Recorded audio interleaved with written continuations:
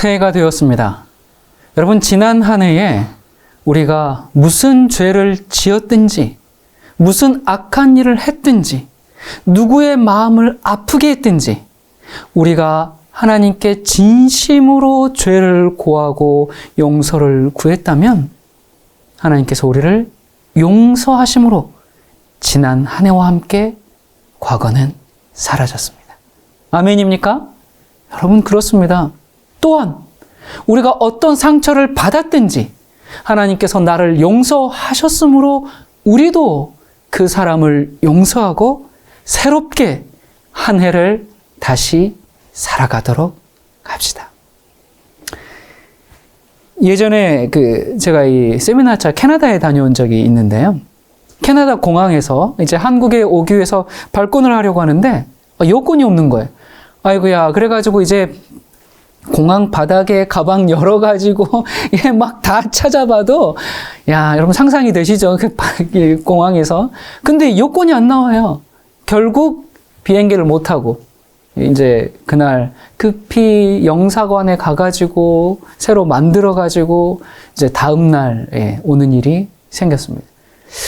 생각해 보니까 여권을 내가 거기다 뒀구나 이제 나중에 생각나더라고요. 여러분, 뭔가를 또는 어떤 사실을 잊어버려서 고생한 적 있으십니까? 소위 건망증이라 그러죠. 휴대폰을 잃어버리고, 또 차키, 지갑 또는 약속을 잊어버리거나. 그래서 밖에서 잃어버린 게 아니라 집 안에서도 어디다 두고 자꾸 찾는 일이 많죠.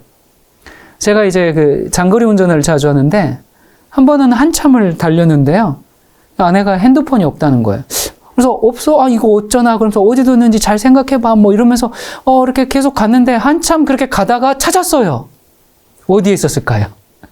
바로 앞에 내비게이션으로 두고, 이렇게 보면서, 이렇게 저도 그걸 보고 가고 있었고, 그랬는데 부부가 그냥 까마득하게 잊어버리고, 찾고 있는 겁니다.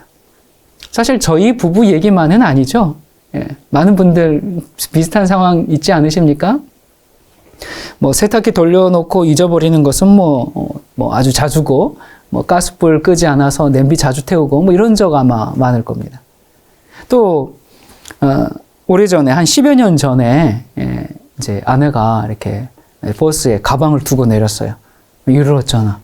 이제 그래가지고 그때 카드 회사에 분실 신고하고 이 발을 동동 구르면서 어찌할 바를 모르는데, 그때 엄마에게, 그때 한 10살 정도 됐던 이제 아들이 엄마에게 엄마 이런 경험도 좀 해봐야 인생에 도움이 되는 거예요. 그렇게 얘기를 하더라고요. 저도 옆에서 걱정하지 말라고 가방에 대단한 거 든 것도 아니고 또 비싼 가방도 아니고 그래서 그냥 잊어버리라고 위로하고 이제 그래도 혹시나 버스에 그대로 있지 않을까 기대하면서 그 버스가 이제 시내를 쭉 한 바퀴 돌고 우리가 내렸던 그 정류장에 다시 돌아올 때까지 정말 그해 유난히 추운 그 겨울에 1시간 이상 정류장에서 이렇게 그 버스를 기다린 적이 있습니다. 기다리는 동안 또 아이와 저는 아내를 또 기분 좋게 해주려고 죽어 있으니까 참 즐거운 시간을 보냈어요. 칠칠 맞게 가방 놓고 내렸냐고 핀잔을 주겠어요. 안 그래도 속상한 사람인데 더 긁을 필요가 없죠. 자, 우리 가방을 찾았을까요? 시내를 한 바퀴 돌고 이제 버스가 정류장에 딱 들어오더라고요. 그래서 이제 딱 걱정 반 기대 반으로 그 앞에 문이 쫙 열렸을 때 운전사에게 딱 물어보니까 바로 그냥 챙겨놨던 가방을 건네주시더라고요. 자, 반대로 여러분 어떤 사실을 잊어버려서 좋았던 적 있으십니까? 여러분은 이 망각이라는 사실이 얼마나 큰 감사의 조건인지 생각해 본 적이 있으신가요? 산모가 첫째 아이를 낳고 얼마 되지 않아서 그 산고를 잊어버리기 때문에 둘째 아이를 낳게 되죠. 만약에 그 죽을 것 같은 그 힘든 산고를 계속 기억하고 있다면 아마 지구 인구가 대폭 줄었을 거예요. 또 우리에게 큰 고통을 준 사람들, 시간 이야기죠. 그런데 그게 잊어버린 것 같은데 우리 기억 장치에 저장돼 있어가지고 가끔씩 그게 떠올라요. 그래서 우리를 아프게 합니다. 잊어버린 것 같은데 다시 생각나서 분노하게 되고 고통스럽게 되고 그래서 내게 상처 준 사람들을 그 곱씹으면서 어떻게 나한테 그럴 수가 있나? 이럴 수가 있나? 여러분 억울하고 분하십니까? 잊어버리세요. 그거 계속 붙잡고 있는 그것도 죄입니다. 진정으로 하나님께 용서받은 사람은 다른 사람을 진정으로 용서할 줄 압니다. 그 인간을 왜 용서하지 못하는지 아세요? 하나님께 용서받은 적이 없기 때문에 그럴 수가 있습니다. 사실 사람들은요, 용서를 받는 경험이 참 부족해요. 하나님께 용서받은 경험이 없는데 어떻게 남을 용서하겠습니까? 하나님께 용서받은 경험이 없는데 어떻게 승리자의 삶을 살겠습니까? 용서를 받지 못하니까 늘 죄인일 수밖에 없죠. 그러다 보니까 구원의 기쁨이 없어요. 그러다 보니까 늘 패배자로 살아가는 겁니다. 자, 제가 왜 이 서두에 잊어버리는 일을 얘기했는가? 하나님은 우리 죄를 용서하실 때 까맣게 잊어버리겠다고 말씀하셨습니다. 예레미야 31장 34절에 내가 그들의 죄악을 사하고 다시는 그 죄를 기억지 아니하리라. 이사야 44장 22절에도 내가 내 허물을 빽빽한 구름에 사라짐같이 내 죄를 안개에 사라짐같이 도말하였으니 너는 내게로 돌아오라. 내가 너를 구속하였음이니라. 여러분 이 말씀을 믿으세요. 두려운 마음이나 불안한 마음 내려놓고 이 말씀 그대로 믿으세요. 하나님께서 나의 허물을 빽빽한 구름에 사라짐같이 내 죄를 안개에 사라짐같이 도말했고 그 다음에 다시는 어떻게 하겠다? 그 죄를 기억하지 않겠다. 그러니 걱정 말고 다시 오라는 겁니다. 여러분 하나님께서 말씀하셨잖아요. 하나님이 말씀하시면 어떻게 됩니까? 이루어집니다.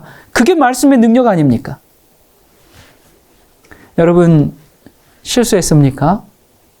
그리스도를 사랑하고 또 그분 뜻대로 살고 싶은데 죄를 짓게 되었습니까? 또 유혹에 넘어졌습니까? 그렇다면 하나님께 나가서 다시 용서받읍시다. 뭐가 문제입니까? 여러분 우리 용서받는 것을 어려워하지 맙시다.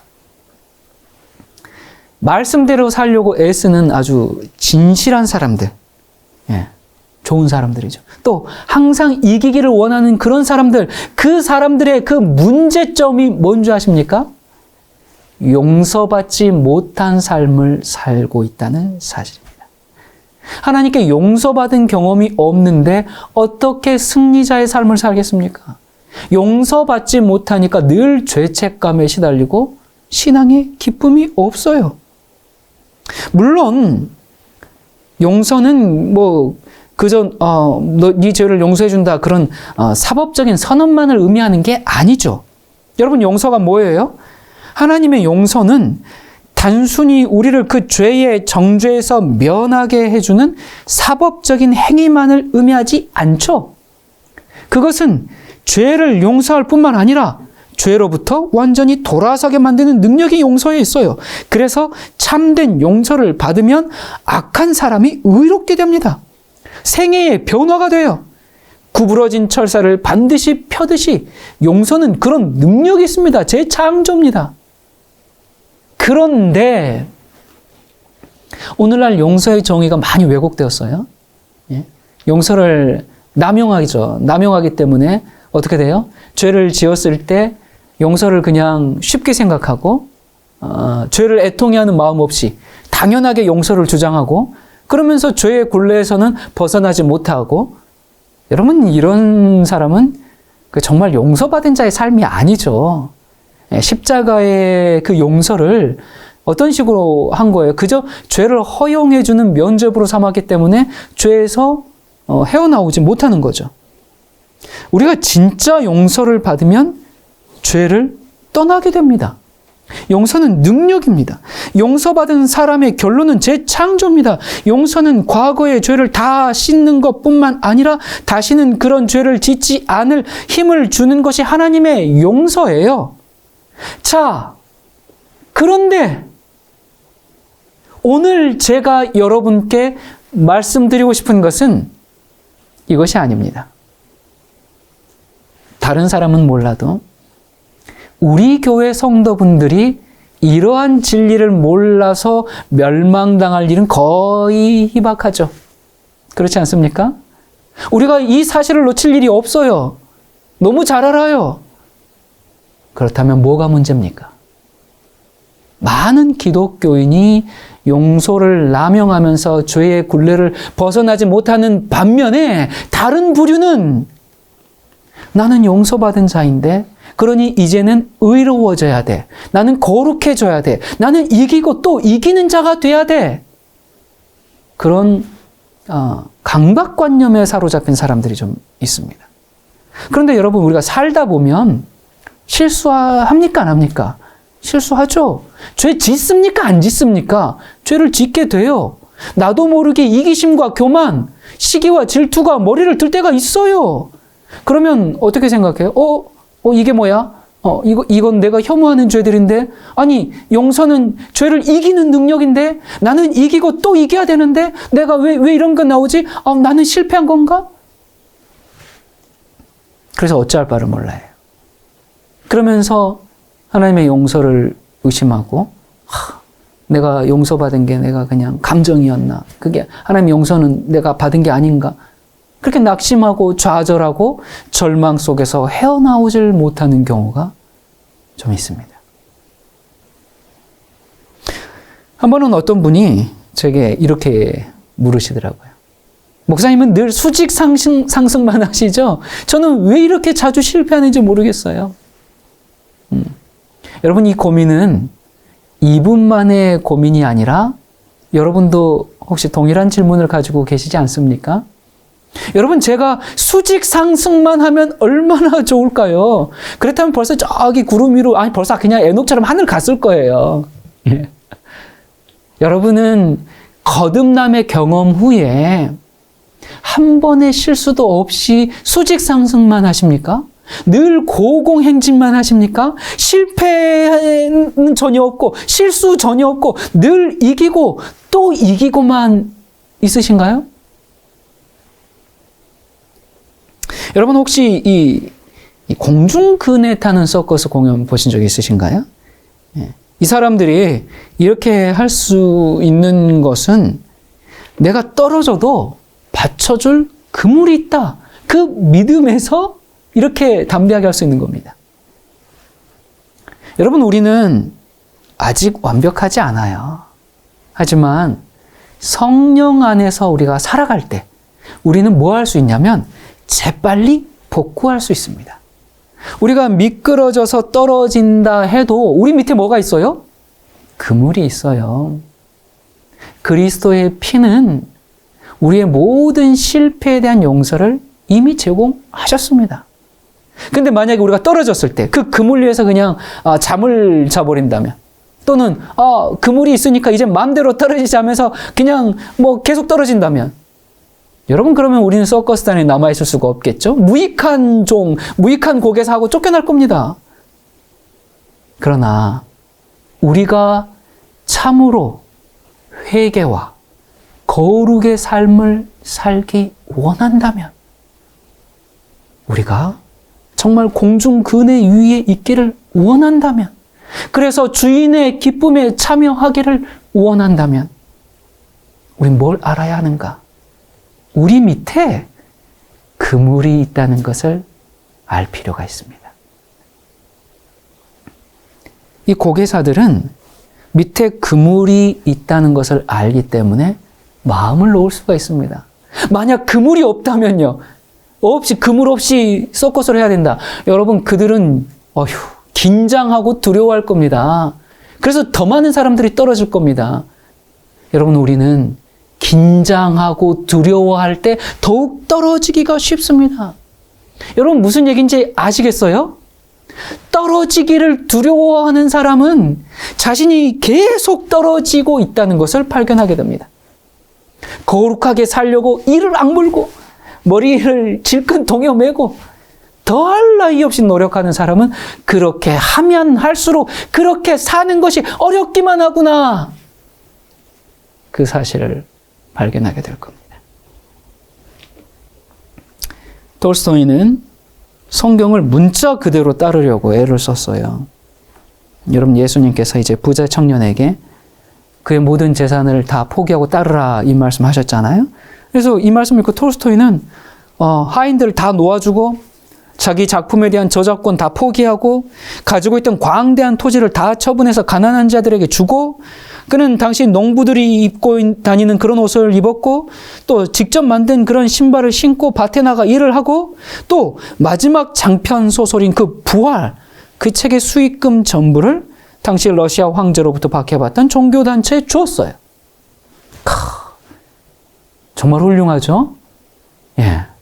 그런데 정말 말씀대로 살려고 그렇게 완전하게 살고자 그렇게 애를 쓰고 노력했는데 마음의 평화를 얻지 못했습니다.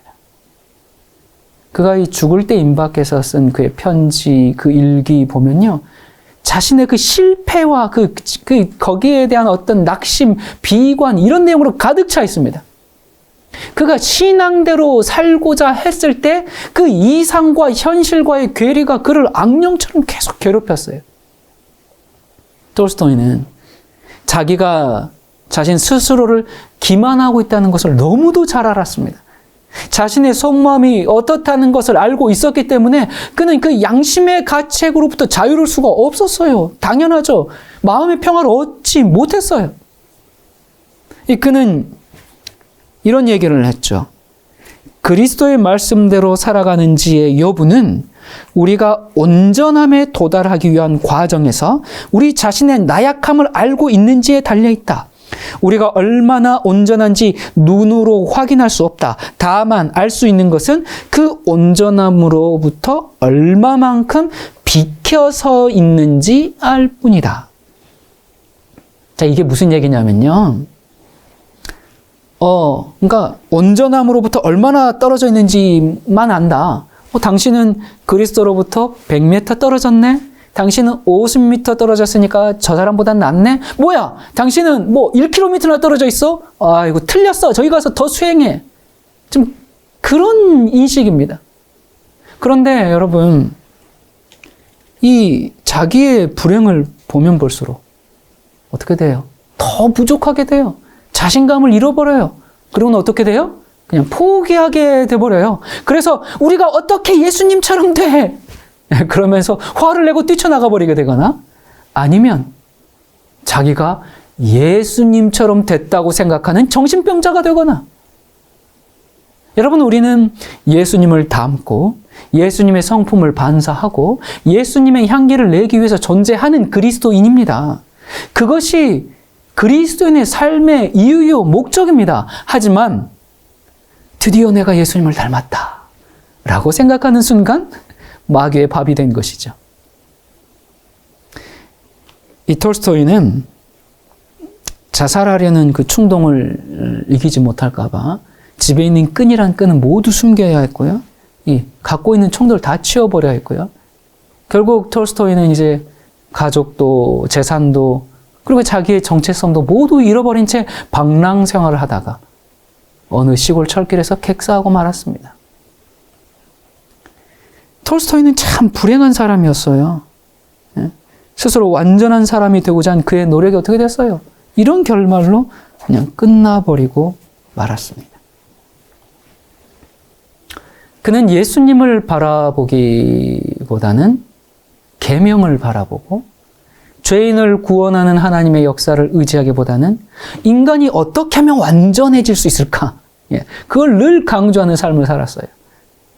톨스토이는 하나님께 용서받고 용납받는 그 경험이 없이 그저 그냥 높은 표준을 향해서만 달려갔습니다. 실수하게 되면 더욱 자신을 매질하면서 난 이렇게 하면 안 돼. 이 죄를 버려야 돼. 그러면서 정결해지기 위해 애썼지 정말 거기에서 하나님의 용서하심을 경험하지 못하며 살았어요. 톨스토이는 그 높은 표준이 우상이었습니다. 저 완전하게 되는 것이 우상이었어요.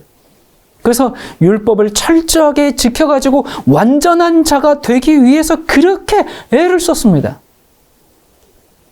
여러분, 그러나 율법은 우리를 위해 주셨지 우리가 율법을 위해 존재하는 게 아니에요. 그런데 톨스토이는 자기가 율법을 위해 존재하는 것처럼 살았습니다. 여러분 중에 제2, 제3의 톨스토이는 계시지 않습니까? 여러분, 우리는 참으로 회개하고 거룩하게 살아야 합니다. 하지만 거룩함이나 완전이란 것이 우리 자신의 노력으로부터 얻어지는 것이 아니고 하나님의 선물입니다. 하나님과 사랑의 교제를 나누며 사는 삶입니다. 하나님은 우리가 마음을 놓을 수 있도록 사랑과 용서라는 그물을 허락하셨어요. 여러분, 우리가 그 형제를 용서하지 않으면 하나님의 용서를 경험할 수가 없죠. 아마 우리는 이 형제라는 말을 내가 아닌 다른 사람들로 그렇게 생각을 할 겁니다. 그러나 만약에 여러분 자신이 바로 여러분에게 용서를 받아야 할 형제나 자매라면 그것을 자신에게도 적용해야 되지 않겠습니까? 주님께서는 너희 원수를 사랑하라 그렇게 말씀하셨어요. 만약 여러분의 가장 어려운 대적이 바로 여러분 자신이라면 그도 용서받고 사랑받아야 할 존재가 아닙니까? 많은 사람들이 그 자기 자신에 대한 분노, 원망, 자신을 용서하지 않고 그 왜 그래요? 그 표준에 비춰보니까 너무 자기가 형편없는 것 같거든요. 그렇게 해서 계속 자기를 상하게 합니다. 나는 안 돼. 너는 틀렸어. 그것은 우리가 다른 사람을 향해서 상처를 입히게 하는 만큼 우리 스스로에게도 계속 상처를 입히는 일입니다. 여러분, 우리는 막달라 마리아는 용서받을 수 있어도 나는 안 돼. 그렇게 생각하죠. 십자가의 강도는 용서받을 수 있어도 나는 안 돼. 그렇게 생각합니다. 죄책감에 짓눌리지 말고 하나님의 용서를 주장하십시오. 죄 없는 분께서 우리와 입장을 바꾸셨습니다. 예수님께서 십자가로 가져가신 짐을 왜 내가 계속 지려고 하고 있어요? 왜 그러고 있어요? 주님께 오세요. 오면 중풍병자에게 했던 말씀을 하실 겁니다. 뭐라고 말씀하셨어요? 내 죄사함을 받았느니라. 우리는 다른 사람은 용서를 잘하는데 정작 자기 자신을 용납하기엔 너무 인색하죠. 우리가 머리를 들고 우리 자신과 우리의 죄에서 이제는 시선을 돌이켜서 높이 들리신 구주를 쳐다봅시다. 우리가 이 독사에게 물린 그 상처를 보면서 막 고통스러워하고 괴로워하고 난 틀려서 그러고 있지 말고 세상 죄를 지고 가는 하나님의 어린 양을 봅시다. 한 10여 년 전에 이제 방수 페인트를 사서 옥상에 방수 공사를 한 적이 있습니다. 그때 이제 오전부터 시작했는데 오후 근데 작업이 이제 저녁까지 계속됐어요. 예, 근데 다 맞춰지지 못했어요. 뭐 해는 이제 막 넘어가는데 빨리 끝내고 이제 쉬고 싶은데 근데 이제 저희 집 아이가 돕겠다고 페인트 붓을 들고 이리저리 막 칠합니다. 그런데 그때 뭐 이제 어렸으니까 오히려 일을 더 만들고 있죠. 그 도와줍니까 그게? 그래서 이제 내심 못마땅해요. 근데 아이는 또 아빠를 도와준다는 것에 기쁨을 느끼고 있기 때문에 아이를 뭐 물리치지 못했어요. 그러다가 한참 이제 칠하고 있는데 페인트 칠해놓은 것을 이은이가 딱 밟았습니다. 그때 안 그래도 마음에 어때요? 내심 못마땅하던 차에 기회다 싶어가지고 밟으면 어떡해? 그만하고 저리 가! 아주 그냥 탁 감정 섞인 소리를 내뱉었어요. 근데 우리가 그런 말 딱 하고 나면 알아요? 몰라요? 너무 잘 알죠? 하나님, 제가 또 실수했네요. 그러면서 그때부터 이제 몸이 힘든 건 둘째치고, 예. 우리 마음이 어떻습니까? 미안한 마음, 또, 난 왜 이럴까? 그 자괴감, 예. 그러면서 어쩔 바를 몰랐어요. 여러분도 그런 경험 많으시죠? 예. 저도 그랬습니다.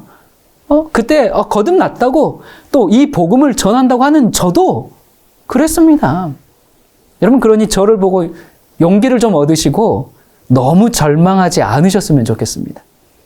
우리의 성숙에는 시간이 필요합니다. 그때의 저와 지금의 저는 정말 많이 달라졌죠. 그리고 제가 하나님을 의지하고 산다면 앞으로 10년 후에는 더 성장하고 더 성숙해 있을 거라고 저는 믿습니다. 그게 그리스도 안에서의 성장이죠. 아무튼 이제 제가 그렇게 이야기를 딱 뱉은 후에 잠깐 시간이 흐르는 이제 너무 미안하잖아요. 그래서 다시 아이한테 이현아, 아빠 좀 도와줄래요? 이렇게 얘기를 했는데 이미 이제 어떻게 됐어요?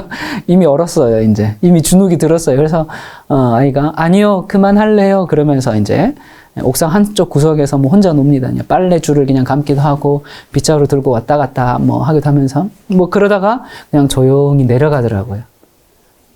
여러분, 그냥 이렇게 조용히 내려가는 그 아이의 뒷모습을 보면서 지금도 그때 일을 생각하면 아이에게 너무나 미안해요. 그래가지고 이제 그날 저녁 잠자리에 이제 들기까지 마음이 무척 안 좋죠. 그래서 이제 자려고 누워있는 아이 옆에 함께 누워가지고 이현아, 아빠가 오늘 이현이에게 잘못한 것 있으면 용서해줘요. 이렇게 말을 꺼냈어요. 그러자 아이는 저의 양볼을 쓰다듬으면서 없어. 그런 거 없어. 우리 아빠 오늘 고생했어요. 아이고, 얼굴이 많이 상했어요. 힘들었죠. 예. 그때 참 아이에게 너무 고맙더라고요. 사실 제가 아이를 처음 키우다 보니까 실수도 많았고 또 상처도 많이 줬어요. 아이는 정말로 오후의 일을 다 잊어버린 걸까요? 아니죠. 아빠에 대한 사랑 때문에 그냥 잊어버리기로 작정한 거죠. 제가 그때 아들의 모습을 통해서 하나님을 좀 봅니다. 여러분, 하나님은 전능하신 분이시죠? 태초부터 지금까지 아담의 때로부터 인류 마지막 인간까지 그들의 모든 삶의 세세한 부분까지 다 기억하시고 다 살피시는 그런 하나님이십니다. 근데 그런 하나님이 우리의 죄를 잊어버린다는 게 가능할까? 네, 물론이죠. 아까 뭐라고 말씀하셨습니까? 예레미야 31장 34절 다시 볼까요? 내가 그들의 죄악을 사하고 다시는 그 죄를 기억지 아니하리라. 여러분, 하나님은 전능하시기 때문에 내가 잊어버리겠다, 기억 안 하겠다 하시면 그분의 기억에서 지워져 버리는 겁니다. 하나님께서 죄인을 용서하실 때 하나님은 그 죄인의 죄를 용서해 줌과 함께 잊어버리십니다. 우리가 누군가를 용서할 때 그 사람이 무슨 잘못을 했는지 전혀 기억하지 못한다면 우리의 용서가 얼마나 쉽겠습니까? 네가 그렇게 잘못했지만 내가 너를 용서한다, 이게 아니라 정말 나한테 뭘 잘못했는데요? 이러면 용서가 얼마나 쉽겠어요. 그리고 용서받는 그 사람은 얼마나 평안하겠습니까? 마찬가지입니다. 하나님은 우리를 용서하신 후에 어떻게? 전혀 죄를 짓지 않았던 것처럼 여겨주십니다. 아니, 그렇게 여겨주시는 것이 아니라 네가 무슨 죄를 지었지? 난 도무지 기억이 나지 않는데? 그렇게 말씀하고 계시는 겁니다. 이사야 44장 22절부터 내가 내 허물을 빽빽한 구름에 사라짐같이 내 죄를 안개에 사라짐같이 도말하 했으니 너는 내게로 돌아오라. 내가 너를 구속하였음이니라. 여호와께서 이 일을 행하셨으니 하늘아 노래할지어다. 땅의 깊은 곳들아 높이 부를지어다. 산들과 삼림과 그 가운데 모든 나무들아 소리내어 노래할지어다. 여호와께서 야곱을 구속하셨으니 이스라엘로 자기를 영화롭게 하실 것이미로다. 여러분, 이 얼마나 기쁜 찬송입니까 지금. 여호와께서 이 일을 행하셨으니까 하늘아 노래하라. 땅들아 노래해라. 산들아 나무들아 노래할지어다. 왜요? 왜 노래해요? 무슨 일을 하셨는데? 내 죄를 빽빽한 구름에 사라짐같이 안개에 사라짐같이 지워버리셨다. 그래서 찬송이 터져 나오는 겁니다. 여러분, 죄책감을 버리십시오. 하나님은 크신 분입니다. 여러분, 그 죄책감을 떨쳐버리십시오. 그것이 믿음이고, 그리고 믿음은 모든 것을 이깁니다. 이사야 46장 3절부터요. 야곱 집이여, 이스라엘 집에 남은 모든 자여, 나를 들을지어다. 배에서 나무로부터 내게 안겼고 태에서 나무로부터 내게 품기운 너희여, 너희가 노년에 이르기까지 내가 그리하겠고 백발이 되기까지 내가 너희를 품을 것이라. 내가 지었은즉 안을 것이요 품을 것이요 구하여 내리라.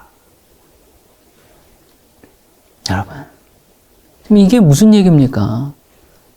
우리가 태어날 때부터 업고 다니시고 안고 먹여주고 재워주고 기저귀 갈아주시고 자장가 불러주시고, 아이들 키워본 분들 맨날 밥 먹고 그다음 뭐 해야 돼요? 트림도 시켜주고 목욕도 시켜주고 그렇게 길렀어요. 태에서부터 내게 품기운 너희여, 그렇게 길렀어요. 너희가 노년에 이를 때까지. 근데 내가 그걸 하고, 그리고 백발이 되었어요. 늙었어요. 근데 뭐라고요? 백발인데도 안아줘요. 왜? 나는 너의 아버지이기 때문에, 내가 너를 지었기 때문에, 네가 어렸을 때든지 하얀 수염 가진 노인이든지 여전히 너를 안아주고 품을 것이고, 하나님께서 우리를 그렇게 돌봐주신다, 그 말입니다. 여러분, 혹시 계속 죄를 짓고 있는 분 계십니까? 지금 그 길을 버리고 우리가 하나님께 가기만 한다면 하나님께서는 기꺼이 우리를 받으시고 우리의 모든 죄를 용서하십니다. 비록 하나님을 오랫동안 떠나서 세상에서 살았을지라도 주님은 기쁨으로 맞아주실 겁니다. 또 하나님을 믿는다고 말하면서 교회를 열심히 다니면서 죄를 지었다면 우리 멈추고 돌아갑시다. 근데 사탄은 계속 우리 마음속에 이런 소리를 내죠. 염치가 있어야지. 넌 이제 틀렸어. 안 돼. 한두 번이야? 예. 그러면서 우리의 발목을 계속 잡아요. 여러분, 거기에 귀 기울이지 말고요. 이렇게 주장하십시오. 예수님이 나를 살리기 위하여 죽으셨다. 그분은 나를 사랑하시고 내가 멸망하는 것을 원치 않으신다. 나에게는 자비로운 하늘 아버지가 계신다. 내가 비록 하나님을 떠나서 그분의 사랑을 내팽개치고 내 인생을 낭비하였을지라도 나는 일어나 내 아버지께로 가겠다. 저희 집 아이가 이제 성인이 되었어요. 집을 떠나는 아이에게 이런 말을 해줬습니다. 연아, 네가 살면서 실수할 때도 있고 잘못을 저지를 때도 있고 큰 죄를 저지를 때도 있다. 그때 다른 데 도망가지 말고 집으로 와라. 아빠가 숨겨줄게. 아빠가 해결해줄게. 집에 오면 네 문제가 해결될 거야. 여러분, 그게 부모 마음 아닙니까? 이 탕자가 아버지에게 아버지 죽었다고 생각할 테니 유산 미리 달라고 해서 집을 떠났죠. 여러분, 탕자 이야기에서 주제가 뭐예요? 아버지의 용서, 아버지의 사랑, 탕자의 회개, 다 맞아요. 틀리지 않아요. 그런데 하나 더 추가하면 뭐예요? 탕자의 배짱. 우리는 내가 더 거룩해져야만, 내가 더 착해져야만 하나님께서 용납해 주신다, 그렇게 생각하죠. 아닙니다. 오히려 진짜 믿음은 현재 입장으로 그 상황을 봤을 때 정말 도저히 하나님 앞에 나갈 수 없는, 누가 봐서도 저러고 나가면 안 돼. 아니, 그렇게 하고서 어떻게 아버지한테 가? 그렇게 하더라도 나갈 수 있는 배짱. 하나님의 은혜를 담대히 구하는 배짱. 여러분, 탕자가 나가서 재산을 다 탕진하고 있는 동안 아버지는 뭐라고 계셨어요? 매일 동구 밖까지 나와서 이제 오나 저제 오나 기다리셨죠? 만약에 탕자가 아버지께 돌아가지 않고 돼지를 치다가 병을 얻어서 그러다가 이제 죽게 됐다고 한번 생각해 봅시다. 그는 내가 아버지 말씀 안 듣고 집을 떠나가지고 내가 하나님께 벌을 받아서 정말 이렇게 죽는구나, 그렇게 생각했을 겁니다. 아닙니다. 하나님을 오해했습니다. 하나님은, 그 아버지는 여전히 목매어 기다리십니다. 하나님을 오해하지 마십시오. 여러분 마음에 성령의 호소가 있습니까? 지금 일어나 아버지께로 가십시오. 지금 죄를 고백하고 용서받고 그 죄에서 떠나면 됩니다. 여러분에게 뭘 잘못한 사람이 와가지고 날 용서해 주십시오, 내가 잘못했습니다, 그렇게 얘기하는데 여러분들이 뻔뻔스럽게 어디를 찾아와, 당장 꺼져, 그럴 겁니까? 여러분 각자에게 참 인생에 뭐 직장이든 뭐 친척이든 가족이든 뭐 친구든 하여튼 괴롭게 하는 사람 있죠. 그 사람이 용서를 구한다면 여러분 어떻게 하시겠어요? 사실 우리 그리스도인으로서 언제든지 그 사람이 그렇게 하기만 한다면 용서하고 받아줄 준비가 돼 있지 않습니까? 그냥 그가 아무리 그래도 내가 이만큼 아팠으니까 너도 아파봐, 난 절대 용서 못해, 그러신가요? 아니죠. 오히려 그 사람이 나에게 용서를 구하기 전에 먼저 용서해 줘야죠. 그게 그리스도인의 정신 아닙니까? 그렇다면 사람도 그렇게 하는데 하물며 하나님은요? 사실 많은 사람들이 하나님을 우리보다 못한 존재로 생각하고 있는 사람들이 좀 많은 것 같아요. 여러분, 자신의 죄 때문에 낙심될 때, 절망될 때 예수님을 생각합시다. 여러분의 죄를 예수님께 내려놓고 주님이 우리를 사랑하신다는 것을 여러분 알고 있지 않습니까? 그거 아시잖아요. 정말 나를 기다리고 나를 사랑한다는 거 그거 아시잖아요. 알고 있잖아요. 그렇다면 근심하면서 삶을 이어가지 맙시다. 예수님께서 나의 죄를 용서하신다는 것을 정말로 믿읍시다. 인생의 막다른 골목에 와 있다면 이제 거기서 주님을 의지합시다. 단순한 믿음으로 하나님을 찾으면서 내가 믿습니다, 주님, 나의 믿음 없는 것을 도와주십시오, 그렇게 외치세요. 근심하면서 살아가지 마십시오. 하나님은 저와 여러분을 받아주기 위해서 기다리고 계시고 우리가 진정으로 회개하고 죄에서 돌이킬 때 용서하시기 위해 준비하고 계십니다. 여러분, 우리가 속 썩이는 자녀들, 이 아이들 키워보시는 지금 부모님들은 너무 잘 알아요. 그 자녀들에게 정말 짜증을 낼지도 모르죠. 또 남편과 아내에게, 또 가족들에게 예수님의 모습을 보여주지 못하고 우리가 실패하고 또 실패할지도 모릅니다. 그러나 예수님은 우리가 참으로 회개하면 용서하시고 또 용서하십니다. 우리는 그 죄의 아픔과 그 용서의 은혜를 통해서 마침내 죄가 너무 싫고 싫어서 하나님을 기쁘게 하고 싶고 그분의 마음을 아프게 하고 싶지 않아서 승리자가 될 것입니다.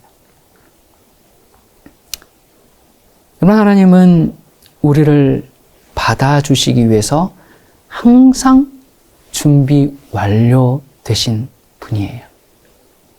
십자가는 가장 흉악한 죄인을 죽이는 데 사용하는 그런 형틀이었습니다. 그러나 예수님께서 그 십자가의 죽으심으로 이제는 가장 흉악한 죄인도 이제는 용서받을 수 있음을 증거하는 그런 증거물이 되었어요. 자기를 죽인 자들도 용서하셨는데 누구를 용서 못하겠습니까? 그리고는 마침내 그 용서의 은혜는, 우리가 그 용서의 은혜를 맛보면 우리를 승리자 이상으로 만드실 것이라고 약속하셨습니다. 네, 우리는 죄인입니다. 맞습니다. 그러나 그리스도는 우리의 구주이십니다. 우리의 시선을 우리 자신에게서 돌려서 예수님을 바라봅시다. 예수님은 의인을 부르러 온 것이 아니라 죄인을 불러 회개케 하려고 오셨어요. 여러분, 처음부터 잘하는 사람 있습니까? 없어요. 넘어짐의 과정이 필요해요. 성장의 과정이 필요합니다. 우리는 그렇게 배우는 겁니다. 그리스도인 삶도 마찬가지입니다. 우리는 그렇게 성숙해지는 겁니다. 그런데 우리를 낙심시키고 우리의 용기를 깨트리기 위해서 사탄이 계속적으로 부정적인 암시를 우리 마음에 제시하죠. 넌 안 돼. 넌 자격이 없어. 너무 뻔뻔해. 어제 그래놓고 오늘 또. 예. 여러분, 그런 느낌에 굴복하지 마십시오. 의심이라는 악한 손님을 받아들이지 마십시오. 예수님은 죄인을 불러 회개시키러 오셨습니다. 아직은 은혜의 때요, 구원의 날입니다. 여러분, 예수님은 눈 부릅뜨고 멸망시키려고 이렇게 막 그런 분이 아니에요. 여러분, 부모는 못난 자식에게 사랑이 더하죠. 아픈 자식에게 사랑이 더하고, 하나님 역시 죄 많은 사람에게 관심이 더 있죠. 그래서 죄가 많은 곳에 우리를 건지시려는 그 돕는 은혜가 더한 겁니다. 여러분, 제가 다시 질문을 하겠습니다. 하나님께서 뭔가를 잊어버린다는 게 가능할까요? 물론이지요. 하나님은 전능하시기 때문에 잊어버리기로 작정하시면 그분의 기억에서 지워져 버릴 것입니다. 하나님께서 죄인을 용서하실 때 하나님은 그 죄인의 죄를 용서와 함께 잊어버리는 겁니다. 하나님은 우리를 용서하시기 위해서 온종일 서서 기다리고 계십니다. 우리 그분께 나가기를 망설이지 맙시다. 담대히 은혜의 보좌로 나가도록 합시다. 여기 집 나간 자식을 향한 그 부모의 심정을 그린 시가 있습니다. 이놈아, 네 돌아오거라. 지난밤에는 첫서리가 채소밭을 덮었다. 날도 추워지기 시작하는데 어디서 뭘 하고 있느냐? 이놈아, 네 돌아오거라. 송아지 판 돈 다 털어서 나갔지만 돈이야 있다가도 없고 그런 것이다. 걱정하지 말아라. 전쟁터에서 네 형 죽고 이제 너는 하나뿐인 소중한 아들 돌아오너라 이놈아. 해가 질 때까지 신장로에 나가 이제 오나 저제 오나 종일 기다려도 고개 넘어오는 건 짐 실은 소달구지뿐 네 모습은 보이지 않는구나. 이놈아, 네 돌아오거라. 언제라도 오면 따뜻한 방에 몸 녹일 수 있도록 오늘도 네 방에 군불 지펴놨다. 네 집에 들어올 때 검둥이가 짖어서 못 들어올까 윗마을에 줘버렸다. 네 집 나간 그날부터 밤낮 살인문 열어놨으니 언제든지 돌아오거라. 이놈아, 오늘 밤은 네 돌아오거라. 기도하시겠습니다. 사랑이신 하나님 아버지, 어떠한 말로 표현해도 하나님의 사랑을 표현할 수가 없습니다. 하나님은 용서하지 못할 죄인이 없으십니다. 이젠 죄책감과 죄의 짐을 내려놓고 머뭇거리지 않고 하나님께 가고 싶습니다. 우리의 기도를 듣기 위해 늘 귀가 열려 있으시고 우리를 안으시기 위해 늘 노심초사하며 준비하고 계시는 하나님. 우리 마음의 소원이 알려지기도 전에 응답하시려고 애쓰시는 하나님, 십자가에서 두 팔 벌리고 이놈아 니 돌아오거라 외치시는 사랑의 하나님, 그 은혜를 만나기 위해 지금 일어서서 가오니 우리를 받아주시옵소서. 사랑이신 예수 그리스도 이름으로 기도드립니다. 아멘.